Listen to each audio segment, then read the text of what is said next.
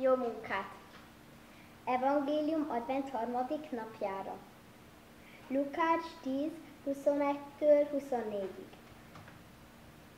Abban az órában Jézus felújongott a Szentlélekben, és így szólt: Áldalak téged, Atyám, mennek és földnek Ura, mert elrejtetted ezeket a bölcsek és okosok előtt, és feltártad a kicsinyek előtt.